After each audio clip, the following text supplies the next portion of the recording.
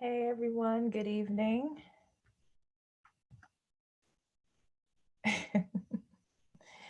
Good evening.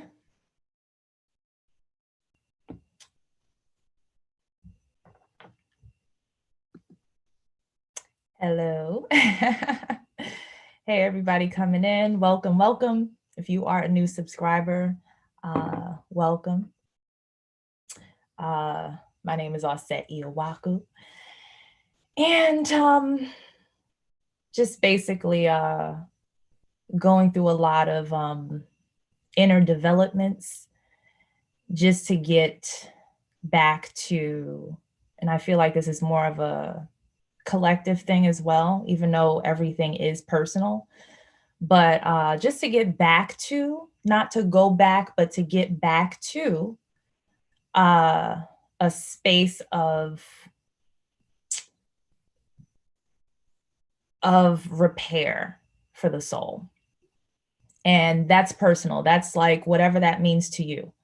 It's not, again, we're not in a space of the super collective where everyone has to feel the same way and whatever that means for them. So today I just wanted to go over just a few things based upon a conversation I was having earlier in the Dream Code series and inspired by nature, as always. Just a lot of profound answers to inner questions that always lead to aha moments that I feel is at least worth sharing. Because as I said, I know that we share space, even though we have our own quote unquote virtual realities. We have our own realities, but we still share space.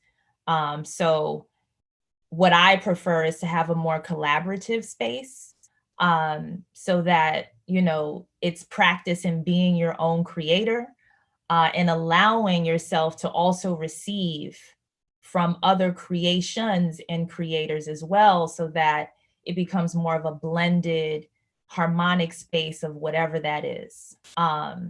And I feel that we're getting there. We're getting there because we're getting back to just remembering what we came here for, not necessarily looking for the perfected world and whatever that is, but just getting back to like inner honesty and more of an all-encompassing feeling of self in that way.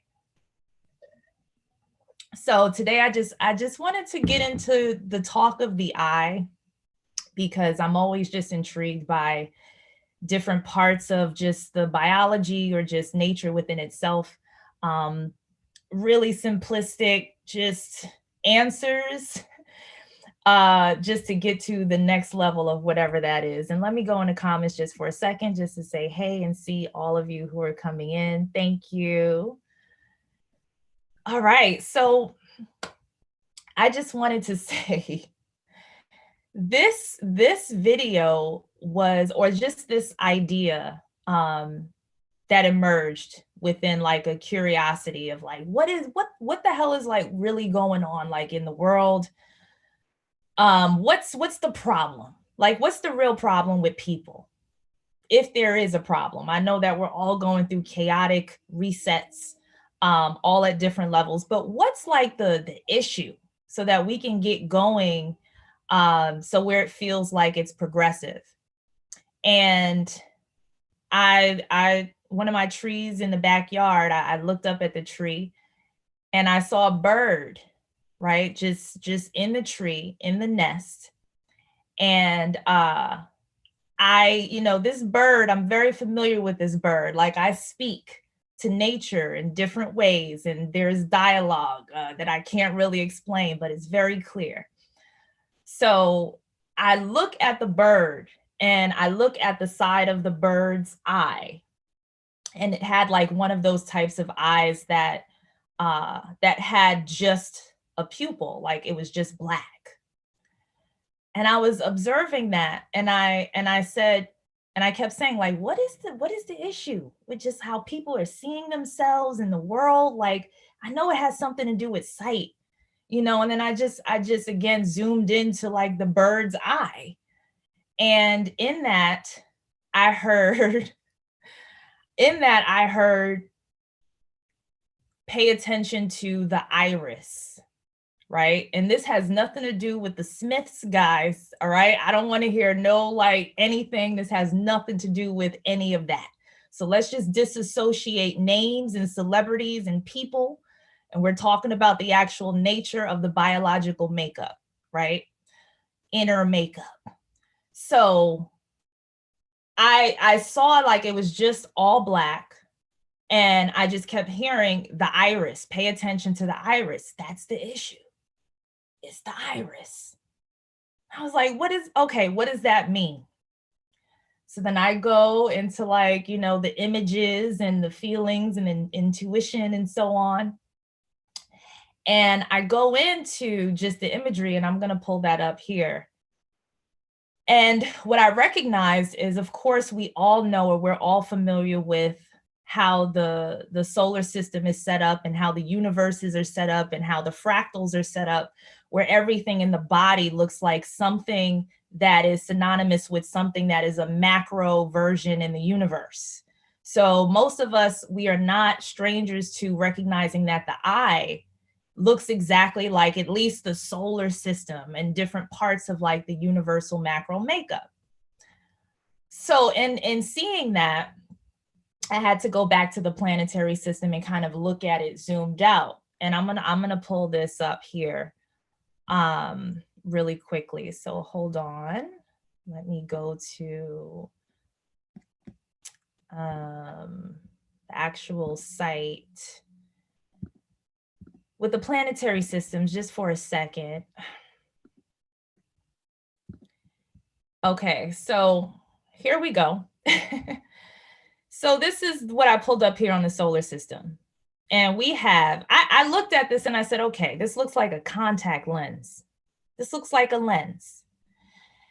And looking at just the planetary systems and seeing this as an eye, I recognize, okay, so if we have the solar setup within the eye, because if you really talk about like how we operate within the mind, body, soul paradigm, we know that most of the biology is meant for adaptation and living within the environment, but the true self that is aware is really based upon the brain, the eyes, and the nervous system. So when you take all of it away, you just have that brain and that nervous system, right? And of course, the eye is the awareness factor and the in and out of the information, right? But when you place the body around that, then it allows the experience of the human to have a full, all-encompassing experience. So it all begins with the eye.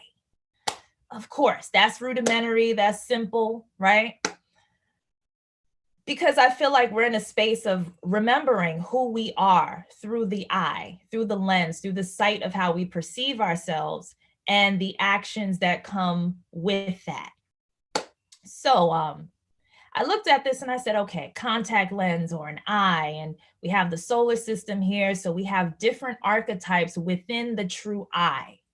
So we have the different archetypes such as, okay, we go through the planets. We have Mercury, Venus, Earth, Mars, Saturn, Jupiter, Uranus, Neptune, and quote unquote, sometimes Pluto, right? Whatever that means. And there's something to that as well.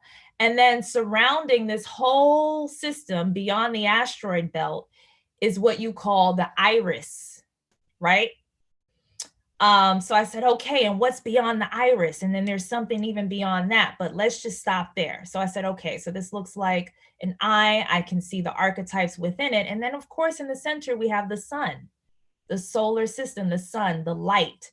And the way that it's perceived, it's basically perceived as a ball of light or a ball of fire that is right in the center. Now, if this is supposed to be an eye, okay, what does that mean for the sun and how we perceive the sun? And what does that mean about the true portal of the center? What is that? So then seeing that through the solar system, I went into looking at the eye. All right. So some people kind of freak out when they see eyes. They feel like they're going into the eye of a person, but this is what we're talking about here. We're talking about just recognizing the eye and knowing how to filter through that experience, because yes, they are the windows to the soul, and there's a reason it's said in that way. So when I looked at the eye in comparison to what I just showed you, in the center is what we call the pupil. It's the pupil. And around the pupil is the iris. So this is simplistic. This is the pupil in the black, the center, and we have the iris surrounding it. So when I think of pupil, if we're going into the wording and etymology and so on, right? The pupil is also called a student. So if we're talking about the center of the eye, we're talking about a student. We're talking about a point of self that is a portal for information, to receive levels of information. The job of, or the what the iris does, right, in collaboration with the eye, is it regulates the amount of light that goes into the pupil. And I'll say that again, the iris regulates the amount of light, AKA the amount of information received by the pupil. When we are in too much light, right, the iris says, that's TMI, that's too much information. We're gonna have to close in on that pupil, on that student, because that pupil or that student cannot, or it is dangerous to receive that amount of information with that amount of light. So, and then of course, when we go more so into darkness, or there's less light or less solar information, I should say, because information comes in many forms, even in the darkness. But the solar information, when there's more so of a dimmer light, right? The iris says, okay, we can relax in this level of information and we can open up. So the pupil dilates and opens up. So thinking about the relationship with the iris and the pupil, it's kind of like a guardian of some sort. I wouldn't even say teacher, right? Because the teaching is, that's self, we are self-taught beings. We are learning from self. But the iris within itself is that regulator. So the thing about that is, in recognizing that, I said, well, that's pretty amazing. But there's something going on with the iris, because if we're talking about pandemic and we're talking about sight and we're talking about the different names, we're talking about the crown and the ring around the sun, and how we are perceiving things nowadays.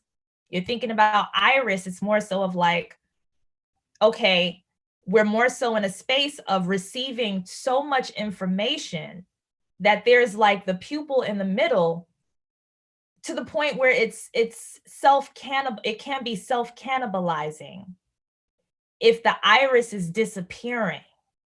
So I feel like there's figuratively or metaphysically, there's an issue with the eye through the iris, right? You put a V in front of that, that's based upon perception, because I've spoken about what I feel it is, which is more so of a level of hypnosis, right?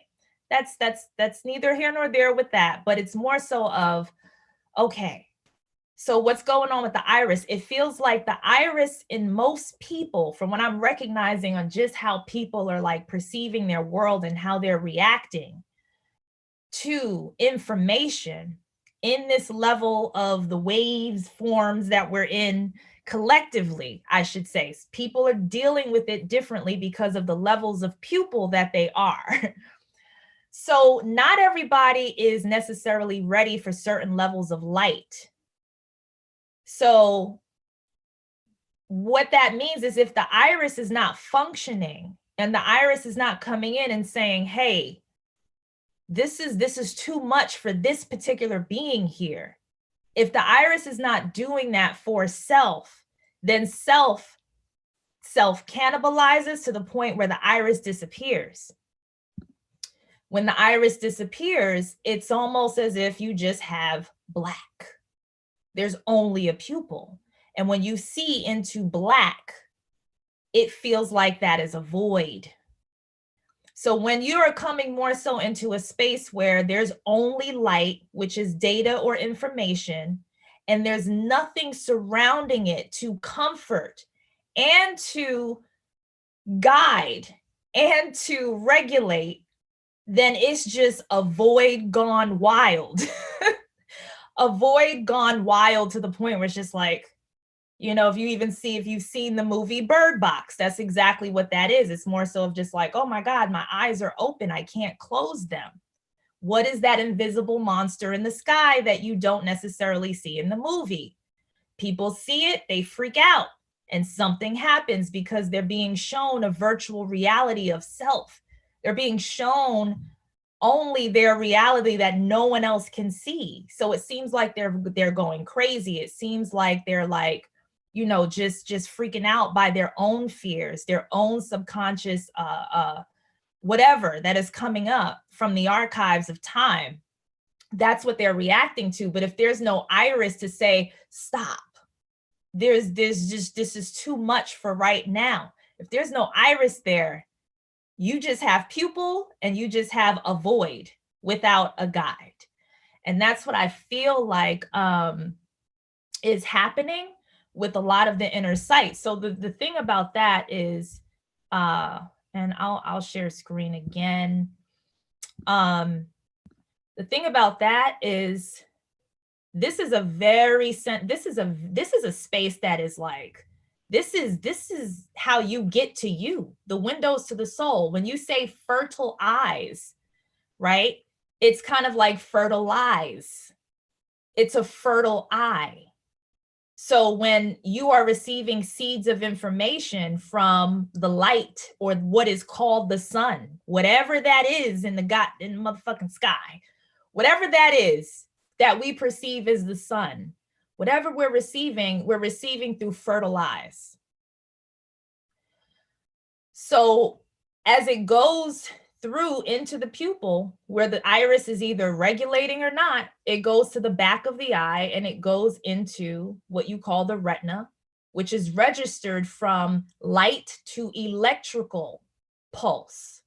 The electrical pulse sends signals to the brain telling you what you're seeing, creating the result of the image and the perception, but it's not a direct translation.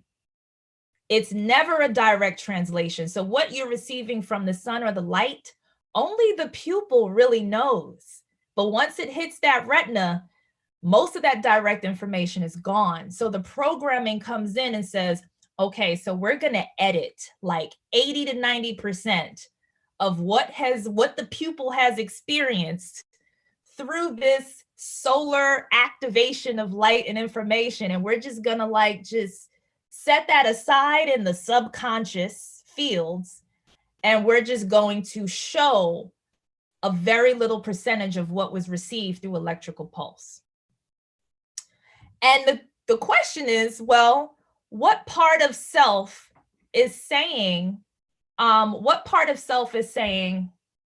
you're not necessarily ready for this, or you're not necessarily like, you know, ready to receive what is being presented to you.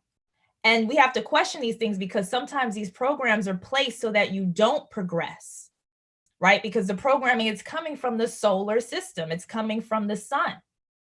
So what is that regulation, and how do we get back to self-regulation, which I feel like when we're going into the paradigm shifts, we're coming from, if we want to use like the shift of the times, right? One paradigm to the next, whether you want to go more so into the Aquarius thing, and hey, we're more so in the space of truth and information and technology.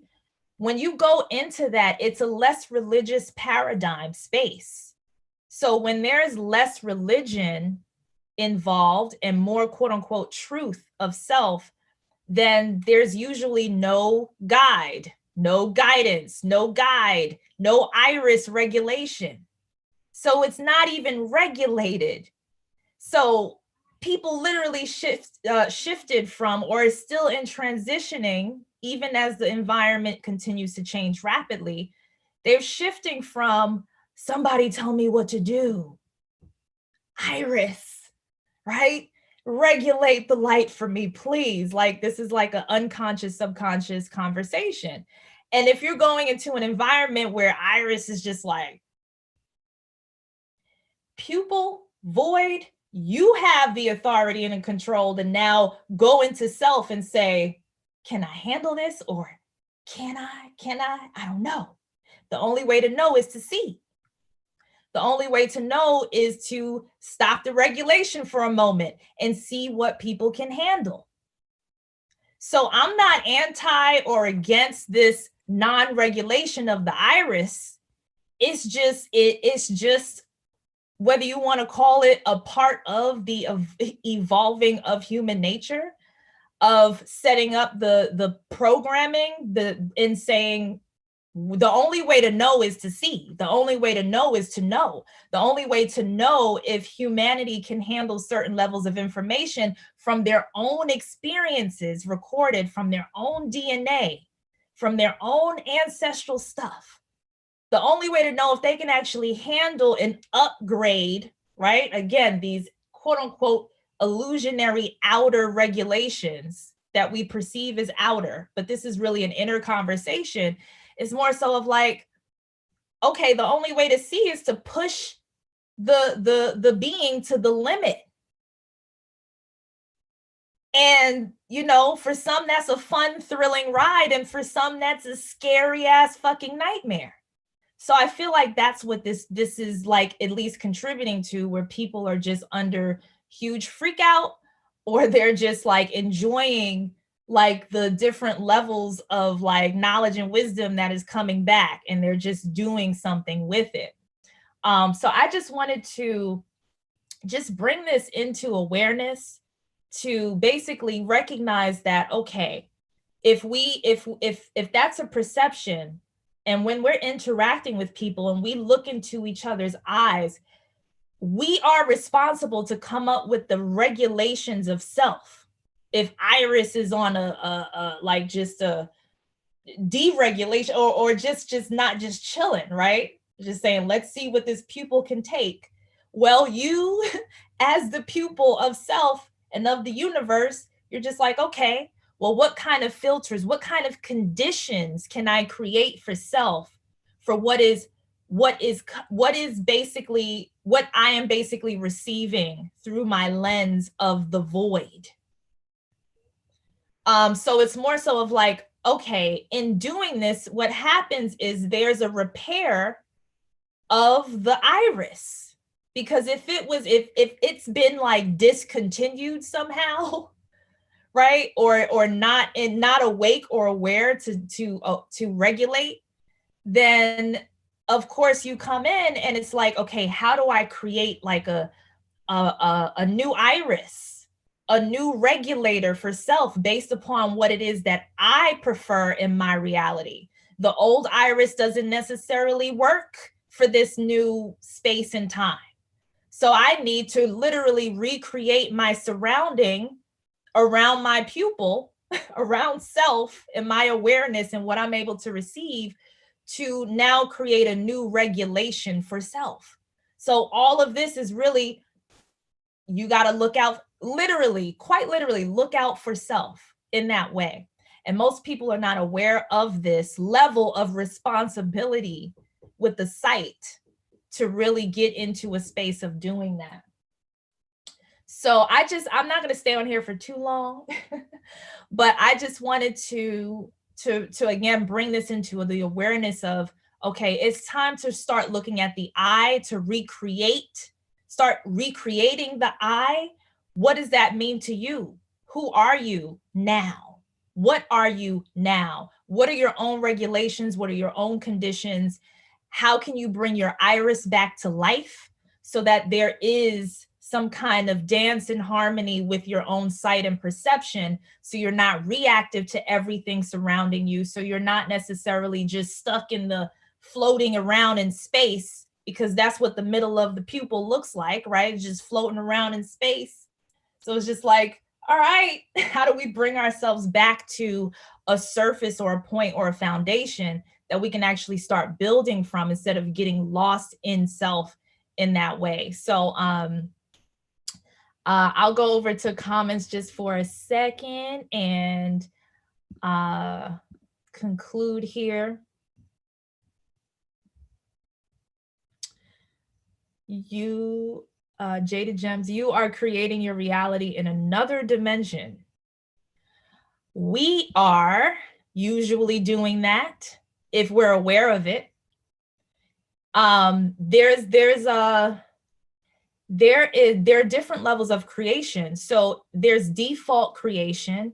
There are people that can actually create for you if you're not creating for yourself. If that's what you want to call a God within your world, okay. The iris can also act as, if you want to perceive it as your God. Like, hey, the iris is a God, a guide, a guide, a God, a guard, whatever you want to call it, the regulator of the amount of information that is able to be received. If you have no iris, you have no God, you have no guard, you have nothing. You're just free falling into space of self. And some people prefer it that way. There's a reason why certain aliens or certain extraterrestrial beings that have been depicted are only seen with just black eyes, just big black eyes, no iris, nothing. So maybe those levels of beings are more so like, we don't need an iris.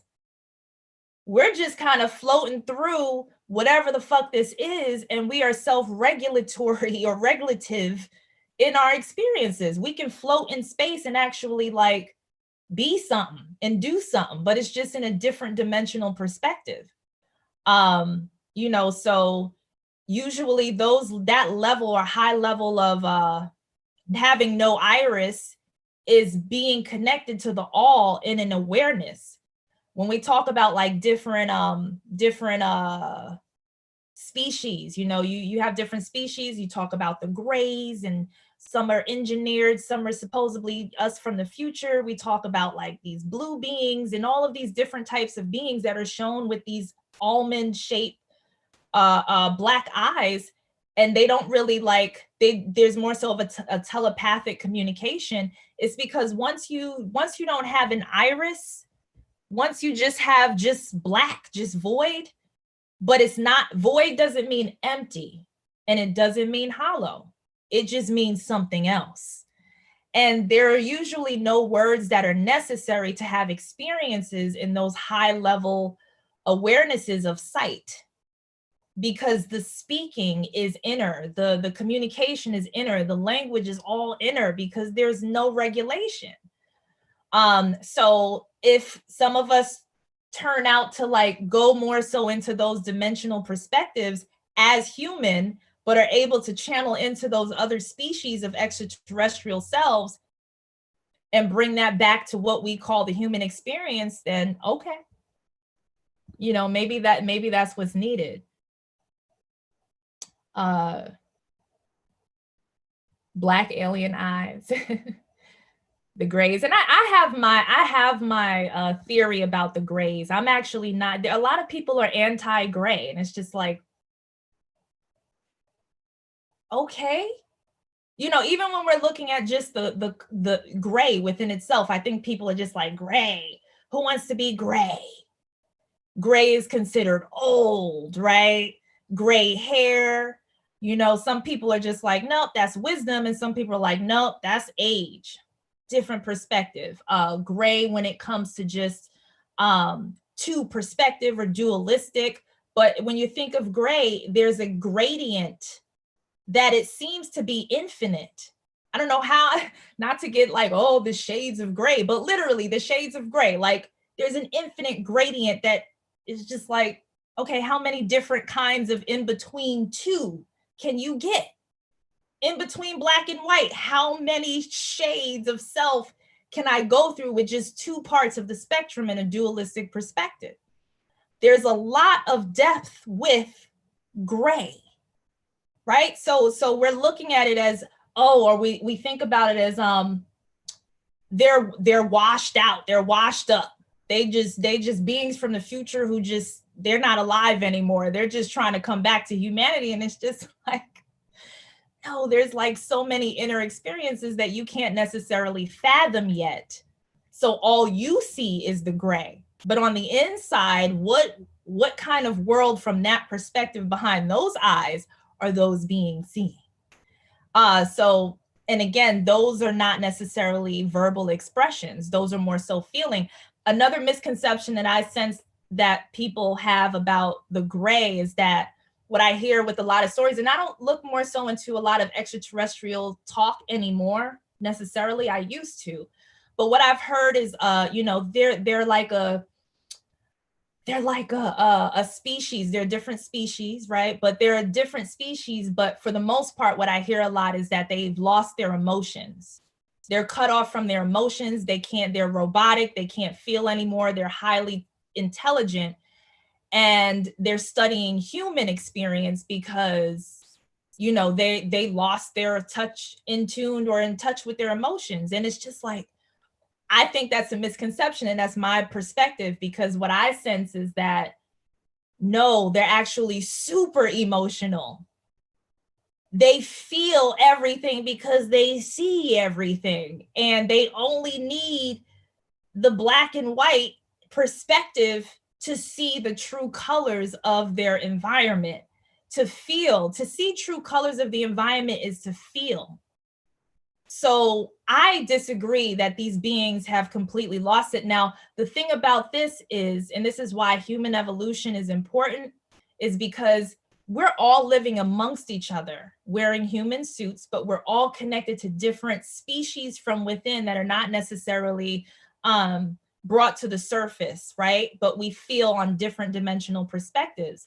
So these are parts of us that need to remain lively.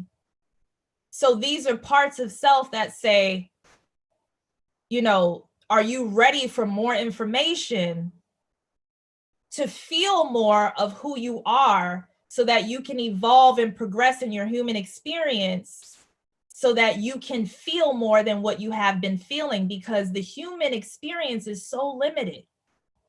It's very limited. It's kind of like going to I don't know, it's limited. So when you've reached your limit with human and you're going into your extraterrestrial self, it's just like, this is the veil crossover. This is the threshold. So some people run back and they're just like, give me my human. It's predictable. I'm good with just the scale and the 7 chakras and the emotions that humans receive and get and express. But crossing that threshold is just like, that's some other stuff, and I don't know if I can carry that into my human experience. So there's a lot of integrations happening, I sense, with that. Some people are asking about like the reptilians. Again, I'm not necessarily like well versed in like different species, but what I sense with just my common sense is, okay, if we're talking about the reptilian, we're talking about a part of self that is more so in thought form. So the more you are in thought, the more you're able to shift. But shifting does not mean experiencing, right? So for instance, if I am interested in becoming a specific kind of animal, right? And if I can shapeshift into an animal, then I look like that animal to you. But am I really that animal? Or do I just look like that animal? So the reptilian experience doesn't necessarily tap into the essence. They tap more so into the structure and the collecting like information on said experience. right? So this is why you need the merging of like that mammalian reptilian experience, because we need that. Like we need to be able to go into thought form, shift ourselves, because the more you go into thought form, the alchemy becomes heightened to where you're able to just literally like create like a mutable world to shift into something that someone else perceives. When I was talking about the art, my art, it was kind of like this painting right here, behind the front. I see a face, and I don't like to tell people what I see in my art, but I see a face. And let me actually go get it. All right.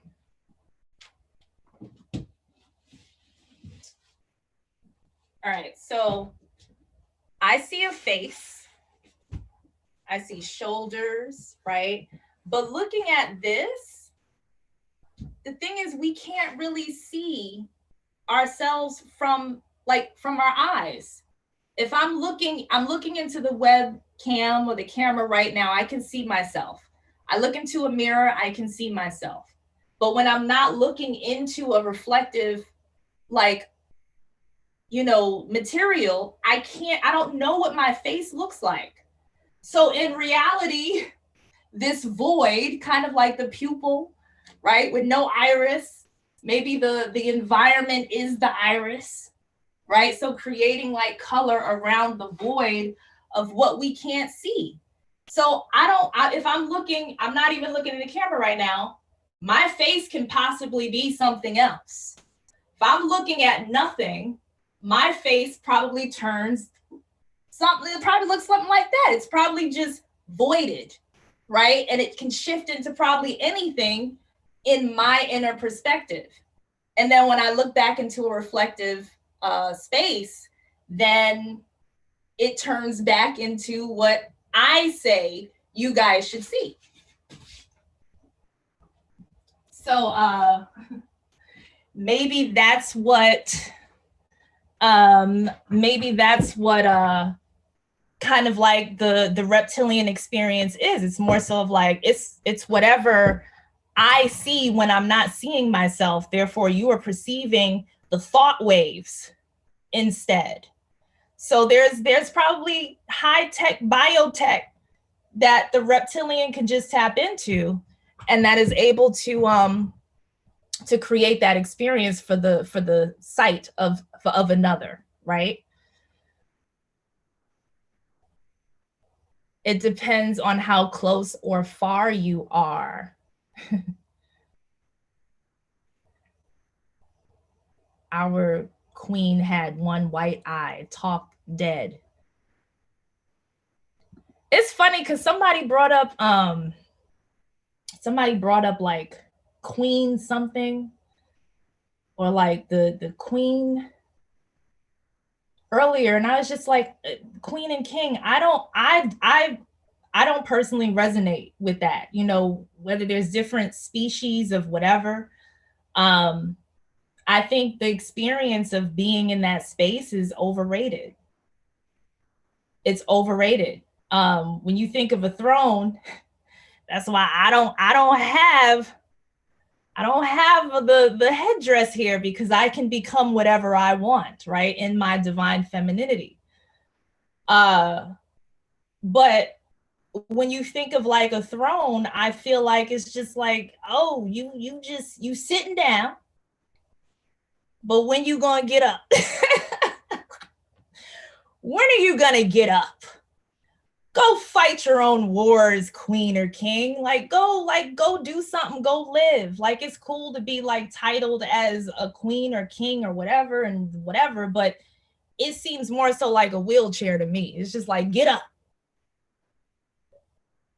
Get out the fucking wheelchair, because you can.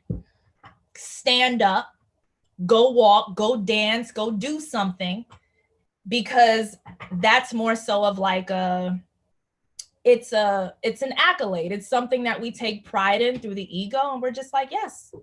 And so it's more so of like an authority of self. And once you recognize that authority, it's just like, okay, now I get it. Now I can move forward and be whoever I want to be, because I'm in that space. The throne. What is the throne? What is the throne? It can be a lot of things. The throne can be a lot of things other than a chair, right? So using your imagination, what is a throne?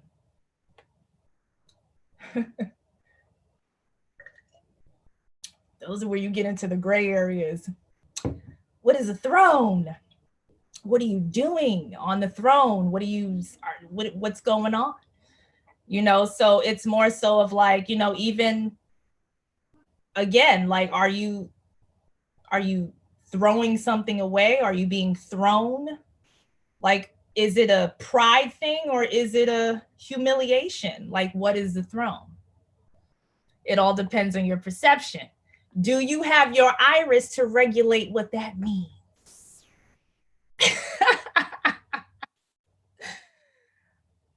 Is it ego? It could possibly be ego. Ego love, like, I mean, the gold and the jewelry and the thrones and the crowns. Like, we need that. We need that.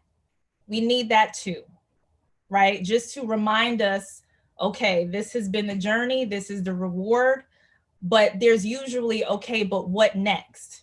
And when you get to that what next part, that's like the threshold crossover. Because when you get to that point of royalty, whatever that means to you, it's more so of like, okay, I've gotten to the limit of my human. I've gotten to the top of my mountain, right? To the point. So, okay, so now what's next though?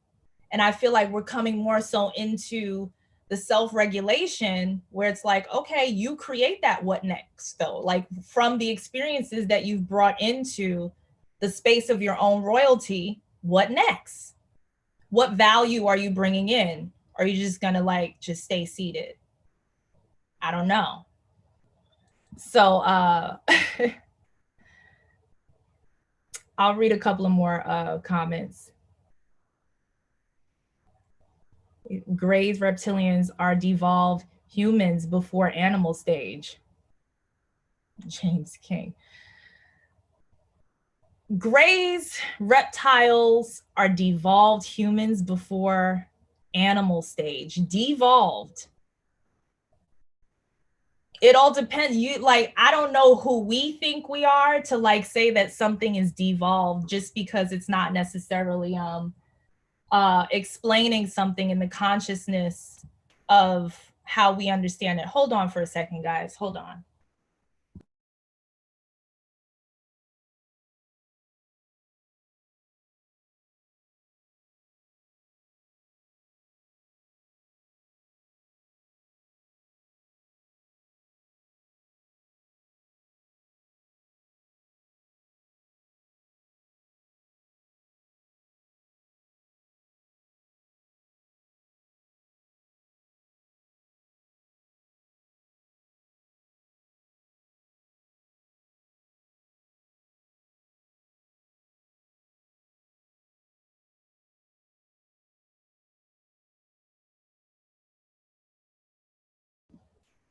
All right. So yeah, I don't, you know, the evolution thing, you know, all perspective. So just to bring this in a roundabout conclusion, it's more so of developing what that is, because the stories that we've been told, we get to question yet again because we're having these experiences of these different types of beings.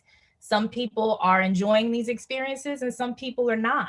You know, some people are just like, no, this is what they said that I am and this is what I shall be. I'm not interested in crossing over thresholds of dimensions through the void of my inner eye to go into the next.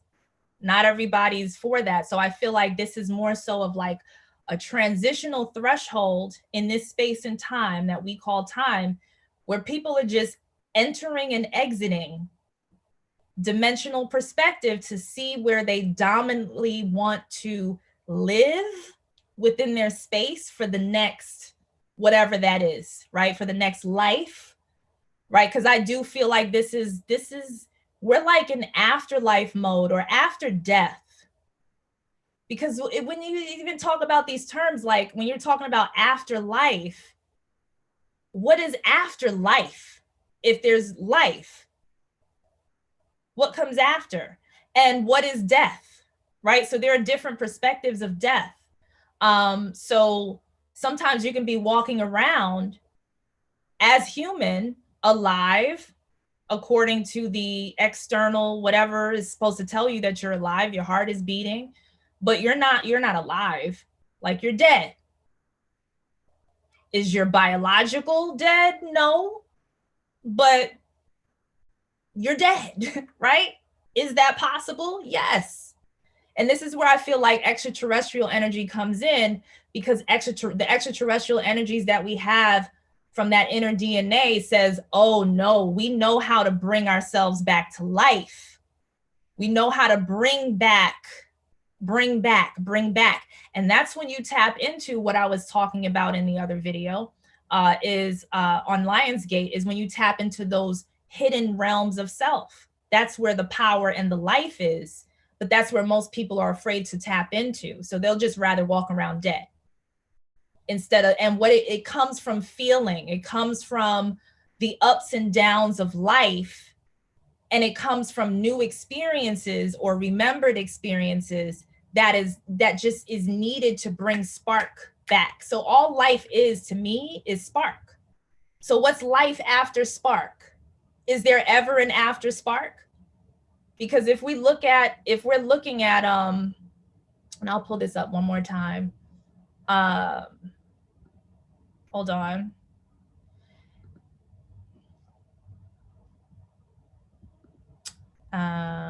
Where's that? The solar system again.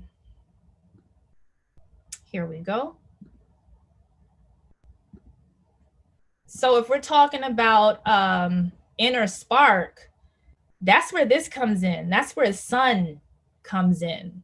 So if we're looking at this as an eye, and this surrounding environment as the iris, the interplanetary systems within the true eye, right? As the archetypical behaviors of regulations and programming, right? And program doesn't have to be so technical. It's not a technical thing. Okay, let's break down the word program. Pro means when you're pro something, you're for something. So if you're program, you're pro wisdom, right? Even thinking of Graham, Grammy, grandma, Graham, grandpa, you're thinking of, this is just me. I don't take what I say necessarily, but this is how I get into the words and the frequency. So I'm like, okay, I'm for the wisdom that is within. I'm for the wisdom that is expanding within. Therefore, I am able to receive a true center, a true sun within my sight, that I am able to self-regulate, right? And share experiences with, through my feeling, through my resonance. Because when I think of sun, I'm not just thinking about, oh, it's light, it's information, or it's a ball in the sky. It's like, no. There's an inner sun that has the resonance. That's the spark that I'm talking about. So when you get the spark back, if you've lost it, it appears in the center of the eye. So it's kind of like you have like a fire in your eye, right? A fire, a sense, a spark.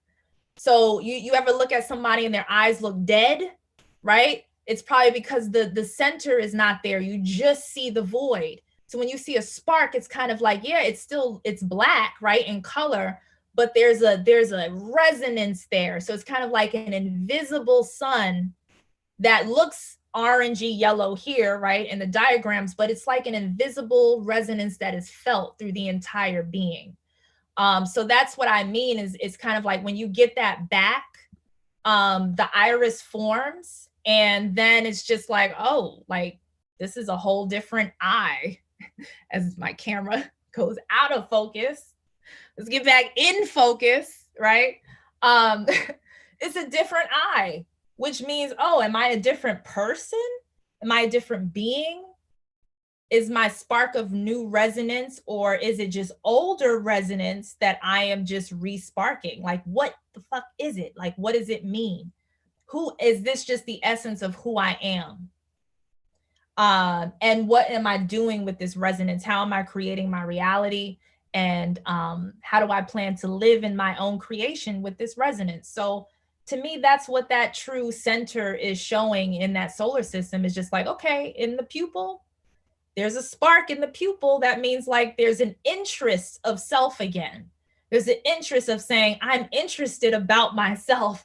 Like I'm interested in the world that is externalized through my sight and that is internalized through my feeling, through my experiences. So that's just my feelings on that.